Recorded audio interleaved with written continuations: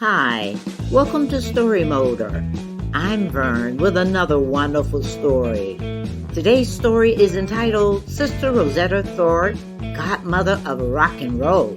Long before inspiring and influencing iconic artists like Elvis Presley, Chuck Berry, Little Richard, Johnny Cash, and others, long before the rock and roll genre, there was Sister Rosetta Tharpe singing her gospel music with a crossover rock and roll sound. Who is this person? Allow me to share a precious moment with you. About 4 o'clock in the morning, long time ago, Mr. Harry's voice, a black DJ, came across the radio at the only time that we could hear black artists. I woke up to my mother humming and singing along with Sister Rosetta Tharpe on the radio. That is why I'm familiar with her. Just in case you are not familiar with her, please allow me to introduce you to Sister Rosetta Tharpe. They call me a child prodigy. When I was 4 years old, I listened to my mother play her mandolin. My mother was a devoted, traditional, stumped-down Christian woman and an evangelist. She had no fear. She often sat outside the church doors and sang and played her music, trying to convert people to come to church. She taught me how to play the mandolin, and by the time I was 6 years old, I had mastered the mandolin and the guitar. Now, the mandolin looks like a guitar, but it has a shorter neck, and the body is rounder than a guitar. Since it was lightweight and compact, holding it and strumming it was easier for me as a child. From an early age, I learned the art of showmanship. My entire body was full of energy from my head to my toes.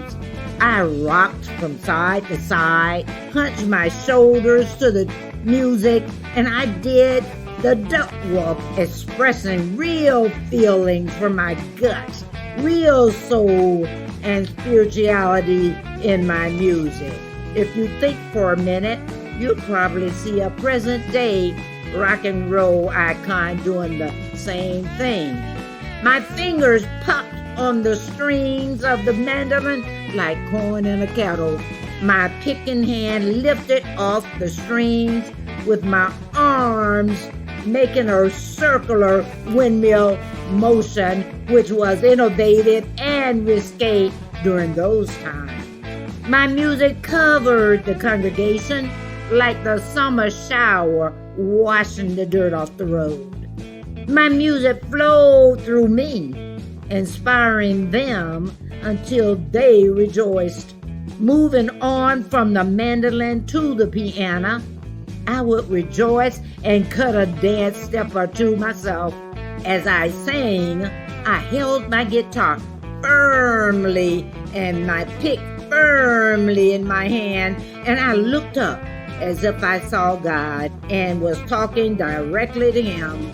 Everything I learned about entertainment and music came from my evangelist mother and the sanctified church.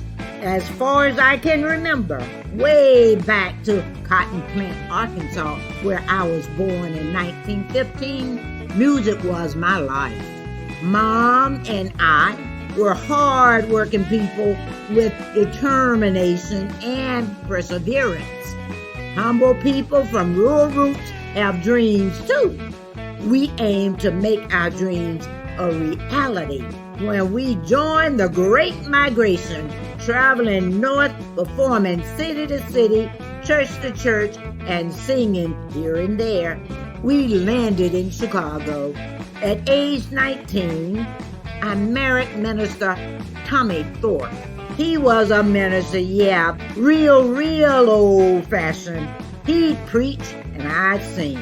The gossip was that he was using me to make a living, that I was his meal ticket. But after only a few years, I took my talent and my mom, and we moved to New York.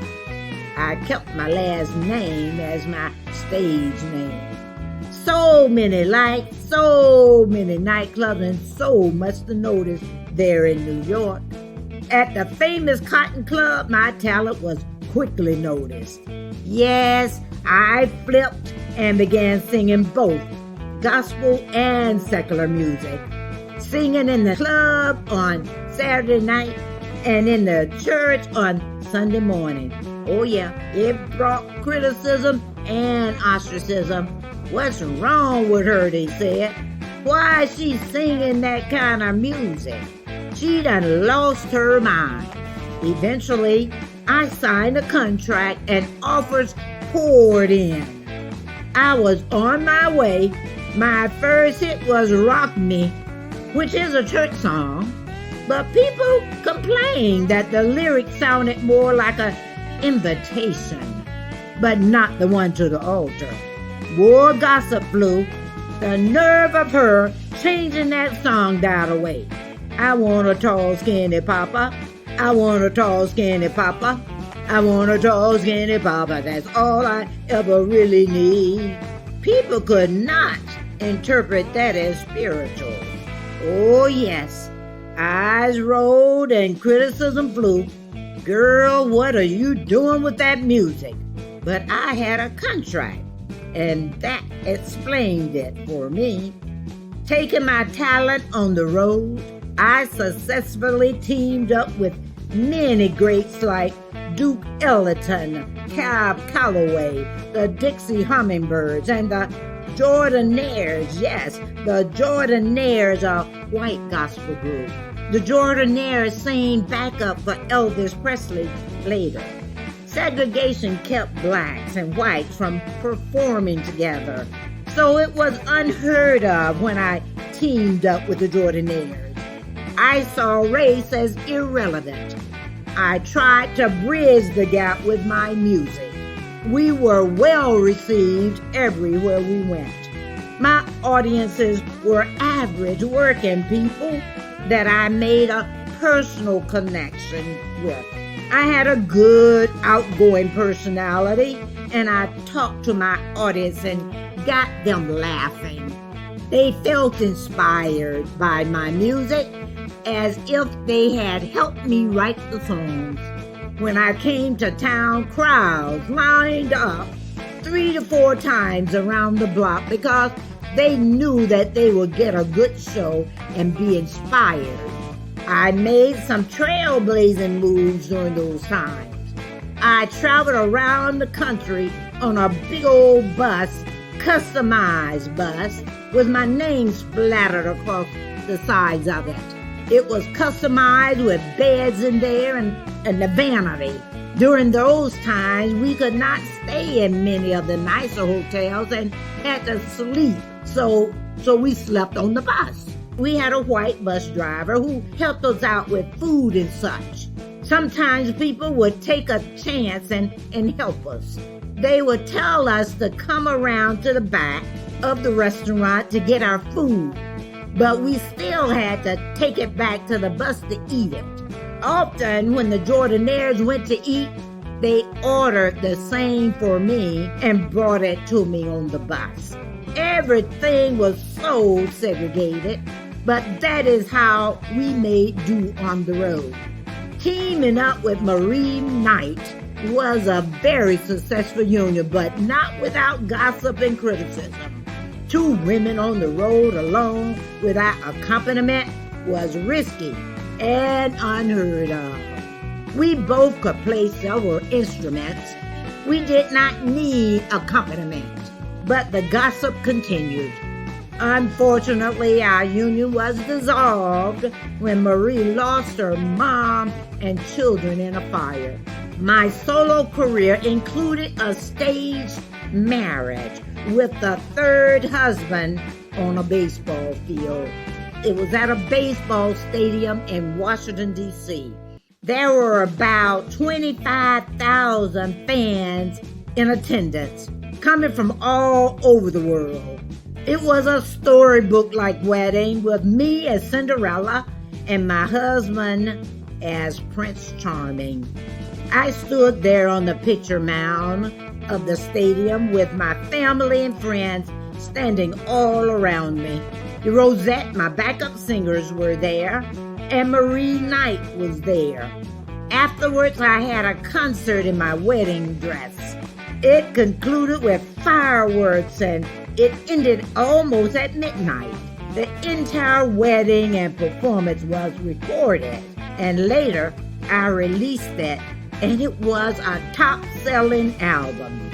Of course, my husband took over as my manager right away, and of course, the gossip began right away. He is living off of her talent, and everybody knows he is two-timing her. Well, there came a time when the oldies acts were dying out. I began to fade off the scene because I was not keeping up with the times. I teamed up with jazz trombonist Chris Barber in Manchester, England, in front of students on a train platform, performing Didn't It Rain? Didn't it rain, children? Rain, oh yes. Didn't it? Yes, didn't it? You know it did, didn't it? Oh, oh yes, how it rained. I stole the show with that song, and my star came back. My magic was there. It became the highlight of my career. While I was in Europe, my mother passed. We were so very close, and it was very hard on me. I became depressed. It was also during that time when I was diagnosed and developed complications of diabetes. Friends encouraged me to see a doctor, but I would not. Eventually, my leg had to be amputated. Although I thought I would go back on the road, my scheduled recordings and performances were curtailed by other medical conditions. But it didn't stop me. It might have slowed me down a little because I still performed. I continued to perform until my death on October 9, 1973. Who is this person? Sister Rosetta Tharpe was a pioneer and a larger-than-life gospel singer who contributed to music history by single-handedly defining and shaping the future of rock and roll. All at the same time, she proved that women could play the guitar just as good, if not better, than any man. But when you think of rock and roll, an image of a black woman with an electric guitar probably does not come to mind. Back then, not many women played the guitar, not like she did.